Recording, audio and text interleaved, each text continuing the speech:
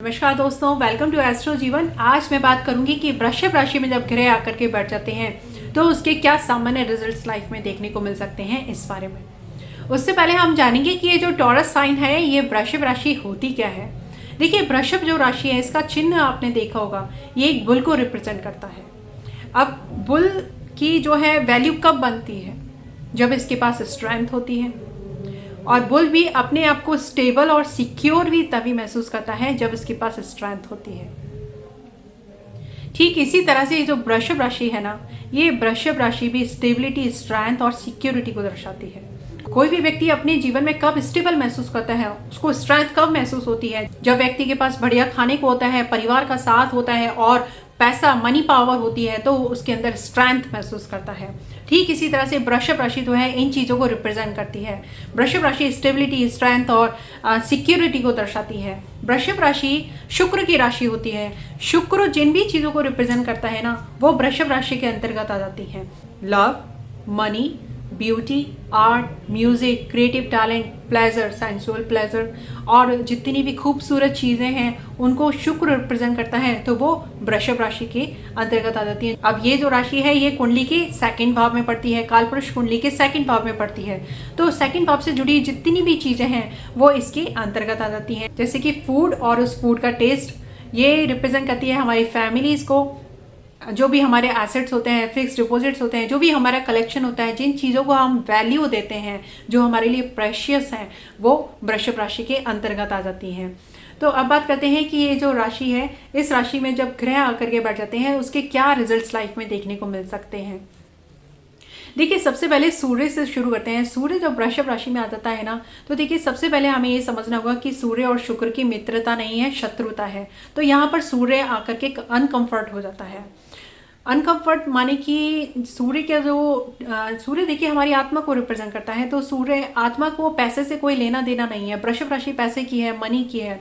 तो यहाँ पर आत्मा का जो ट्रू नेचर है, ट्रू साइंस है, वो कहीं ना कहीं लॉस्ट हो जाता है और आत्मा जो है ओवरली इंडल्स हो जाती है पैसों को इकट्ठा करने में, कलेक्शन में, वर्ल्डली प्लेजर में बहुत ज़्यादा इन्वॉल्व हो जाती है। सूर्य ईगो को और प्राइड को रिप्रेजेंट करता है। तो व्यक्ति प्राइड को महसूस करता है जब उसके पास वेल्थ होती है। जितना वो वेल्थ को अक्यूमुलेट करता है, वो उसके अंदर जो है उसका ईगो डेवलप होता है और उसके अंदर प्राइड भी बनता है। तो अब बात करते हैं, जब चंद्रमा वृषभ राशि में आ जाता है, तो देखिए चंद्रमा जो है हमारे मन मस्तिष्क को रिप्रेजेंट करता है, हमारे इमोशन से जुड़ा हुआ है, ये हमारे सबकॉन्शियस माइंड से जुड़ा हुआ है। जब ये वृषभ राशि में आ जाता है, जो कि स्टेबिलिटी, सिक्योरिटी और स्ट्रेंथ को दर्शाती है। और ये वृषभ राशि पॉजिटिवनेस की होती है। जिन चीज़ों से हम अटैच रहते हैं, उन चीज़ों से हम जुड़े रहते हैं, ये उसको दर्शाती है। तो यहाँ पर व्यक्ति का जो मन है, जिन चीज़ों को वो वैल्यू देता है, जो चीज़ें उसके लिए प्रेशियस होती हैं, उन चीज़ों से बहुत ज़्यादा ये अटैच हो जाता है। और यहाँ पर व्यक्ति खुद को सिक्योर भी जब महसूस करता है, स्टेबल भी जब महसूस करता है, जब उसके पास वेल्थ होती है, उसके पास फैमिली वैल्यूज़ होती हैं, अपने परिवार का उसका साथ होता है, तो वो खुद को सिक्योर महसूस करता है। अब बात करते हैं, जब मंगल इस राशि में आ जाता है तो क्या रिजल्ट्स लाइफ में देखने को मिल सकते हैं। देखिए, मंगल जो है, मंगल विल पावर को दर्शाता है, स्ट्रेंथ को दर्शाता है। मंगल जो है एनर्जी से जुड़ा हुआ है, डिटर्मिनेशन से जुड़ा हुआ है। अब ऐसे में क्या है, व्यक्ति एक बार माइंड मेकअप बना लेता है, जो भी डिटर्मिन कर लेता है, उस डिसीजन को चेंज करना इनके लिए बहुत मुश्किल हो जाता है ऐसी प्लेसमेंट में। साथ ही साथ मंगल जो है हमारे फाइटिंग स्पिरिट है। मंगल फाइटिंग स्पिरिट को भी दर्शाता है। अब यहाँ पर जब मंगल वृषभ राशि में बैठ जाता है, जिसे लड़ाई झगड़े का कोई लेना देना नहीं है, तो अब क्या होता है, मंगल अपनी एनर्जी किसी को इधर उधर जवाब देने के बजाय वो अपनी वेल्थ को इकट्ठा करके जवाब देने में लगाता है।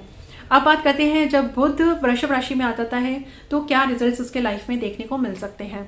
देखिए, बुध जो है, बुध हमारी बोली है, बुध हमारी बुद्धि है, बुध हमारा कम्युनिकेशन है, व्यवहार है। अब यहाँ पर बुध जब शुक्र के घर में आ जाता है, जो कि उसके फ्रेंड का घर है, तो यहाँ पर बुध एकदम सुकून से रहता है, आराम से रहता है। एकदम जो उसकी अप्रोच है वो बहुत ग्राउंडेड हो जाती है और स्टेबल रहती है। ऐसे में बुद्ध की जो अप्रोच है वो बहुत प्रैक्टिकल हो जाती है। तो अब ऐसे लोग जब भी बोलेंगे, तो बोलने से पहले उनके जो विजन्स होते हैं वो काफ़ी क्लियर होते हैं। और अगर ऐसे में बुद्ध को शुक्र का भी साथ मिल जाता है, बुद्ध और शुक्र दोनों वृषभ राशि में बैठ जाते हैं, तो कहने ही क्या। ऐसे में इन लोगों को अपने फ्रेंड से भी, फीमेल फ्रेंड से काफ़ी सपोर्ट मिलता है फाइनेंशियल गेन करने में।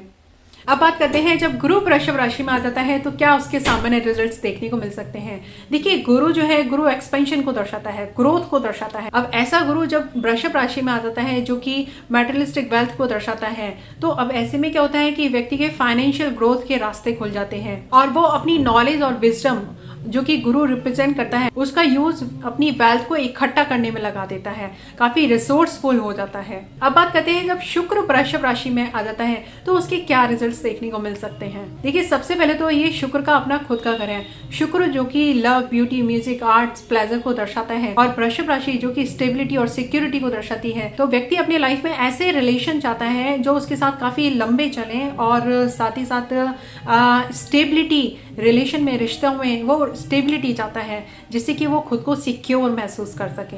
अब बात करते हैं जब शनि वृषभ राशि में आ जाता है तो क्या रिजल्ट्स उसके देखने को मिल सकते हैं। देखिए शनि जो है, शनि स्लो मूविंग प्लैनेट है और वृषभ राशि वेल्थ को दर्शाती है। तो अब यहाँ पर शनि और शुक्र की मित्रता भी है। तो अब यहाँ पर क्या होता है कि शनि टॉरस साइन को, वृषभ राशि को सपोर्ट करता है। शनि जो है करियर को रिप्रेजेंट करता है, कर्म को रिप्रेजेंट करता है। तो जो कर्म में है उसमें कंसिस्टेंसी देखने को मिलती है। तो यहाँ पर शनि वृषभ राशि में बैठ करके व्यक्ति की फाइनेंशियल ग्रोथ को धीरे धीरे बढ़ाता है। अब बात करते हैं जब केतु इस राशि में आ जाता है तो क्या उसके रिजल्ट्स देखने को मिल सकते हैं।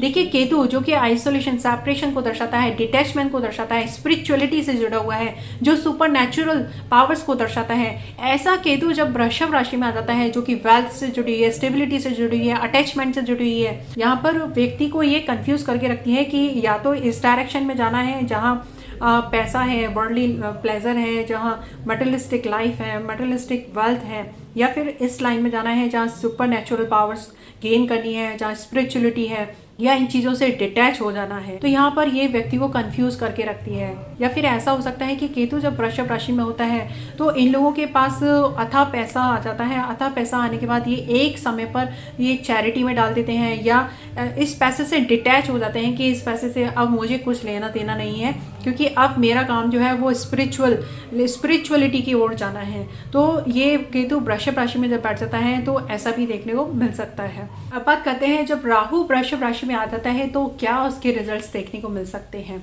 देखिए राहु जो है ऑब्सेशन है, किसी भी चीज़ को लेकर के पागलपन है। राहु जो है किसी भी चीज़ की वास्टनेस है, बहुत अति है किसी भी चीज़ की, एक होता है ना लिमिट क्रॉस हो जाना, वो राहु है। तो अब यहाँ पर जब राहु वृषभ राशि में आ जाता है, वृषभ राशि जो कि वेल्थ को दर्शाती है, तो देखिए यहाँ पर क्या होता है कि व्यक्ति के पास चाहे कितना भी पैसा आ जाए उसको वो कम ही लगता है। वो राहु की डिजायर कभी खत्म नहीं होती, तो वो उस चीज से भी डिससेटिस्फाई ही रहता है। तो ये मैंने आपको जानकारी दी। जब वृषभ राशि में ग्रह आकर के बैठ जाते हैं उसके क्या सामान्य रिजल्ट्स लाइफ में देखने को मिल सकते हैं, इस बारे में।